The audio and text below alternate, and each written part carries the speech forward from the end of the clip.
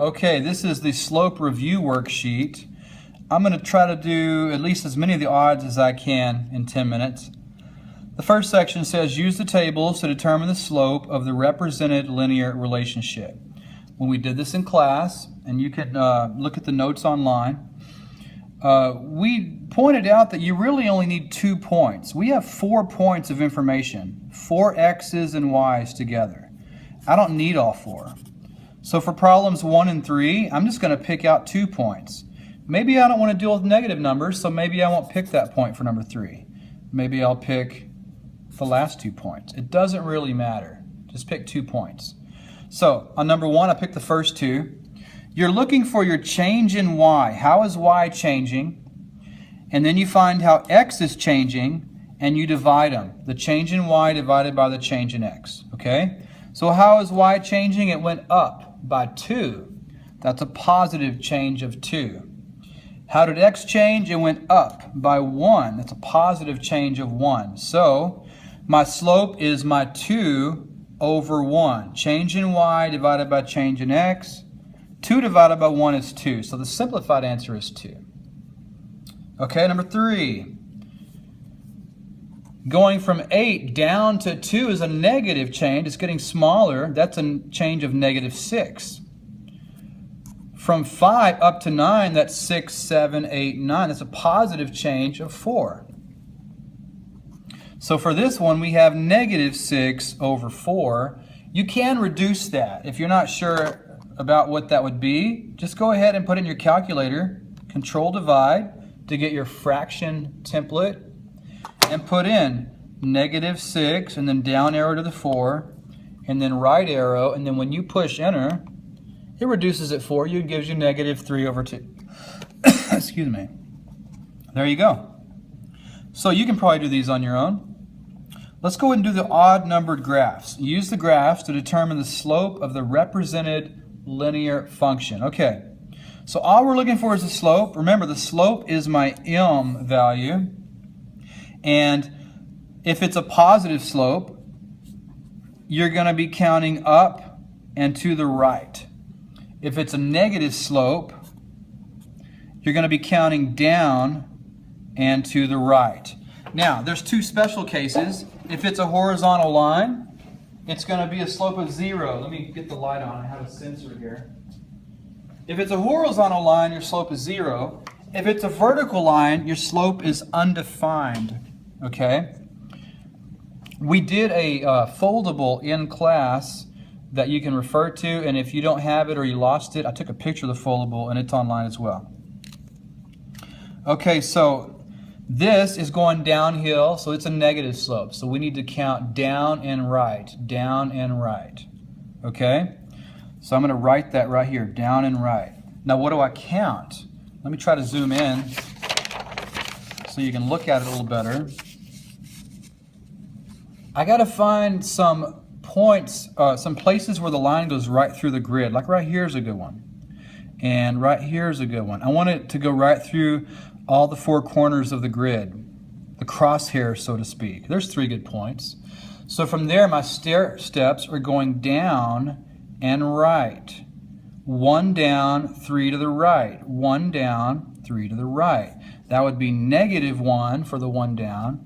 And then just regular 3 for the 3 to the right. My slope is negative 1 over 3. All right? Take a look at number 7. This is a positive slope, so I'm looking for a count up and to the right. Again, I need to find my friendly points. There's 1, there's 1, there's 1, there's 1.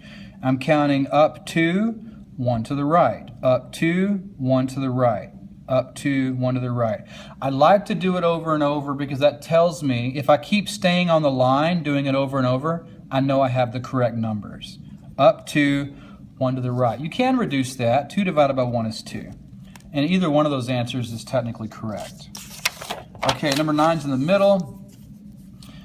Okay, it's a positive slope again, so we're counting up and to the right. I need to find my good, nice points that are on the grid. There's a bunch of them. This is going up 1 2 to the right, up 1, 2 to the right, and so on. So my top number's 1, my bottom number's 2. Everything's positive because it's a positive slope. My slope is 1/2. Okay, let's go down to the next section.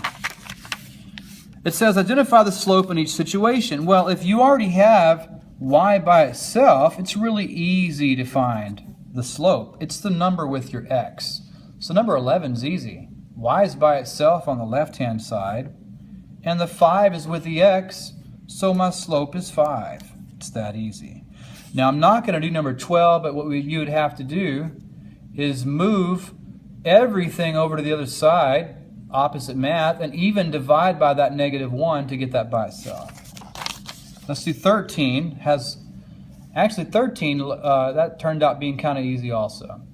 13, you have y by itself, and remember the slope is the number with my x. It's that -4/5. -4/5. I think I will do one of these evens because I just happen to have the two easy ones as the odd numbers. I want to do one of these. Let's do this one. I think it's a little more involved, okay? I need to get the y by itself. Well, the first thing you might do is get rid of the 8x by doing opposite math. That's minus 8x on both sides. That cancels on the left. These are not like terms. I cannot put them together. And I'm also thinking of this, so I probably want to write the one with the x first. So I have -8x. That 7 is positive, so I'm going to put +7. But I'm not done. The y is not by itself yet. It's a negative. That's a little invisible -1. Well, we've learned that the opposite of multiply is divide. If I divide everything by -1, that will get rid of that. That will make the y positive. What it does here is it flips all the signs on the other side. A -8 divided by -1 gives me +8. A +7 divided by that -1 gives me -7. So I end up with a slope of +8. All right, let's try some on the back. This section says, use the 2 points to determine the slope of the represented linear function. I have good news for you. You've already done this on the other side. It looks different, but it's not different. It's the same amount of information we used over here to get our change in y over change in x. One added step is you really probably should put these in table form. That's an x of 0 and a y of 7. An x of -2, a y of 8. Let's do number 17. An x of 9, a y of 3. An x of 12, a y of -6. And number 19. An x of -2 and a y of -2. And an x of 7, a y of -2. Now that we have them in a table value, we can find how y is changing. It went from 7 to 8. It went up 1, +1. How is this one changing? It went from 0 to -2. It went down to -2. It's this one over that one. So it's -1/2. Or you could put 1 over -2. But when you write it, just the fact that there's one negative, it doesn't matter where the negative is. I actually like to put the negative with the top number. So 1 over -2, it's just basically -1/2. Okay? This one, I went from 3 down to -6. That's 3, 2, 1, 0, and then down 6 more. That's a negative change of 9.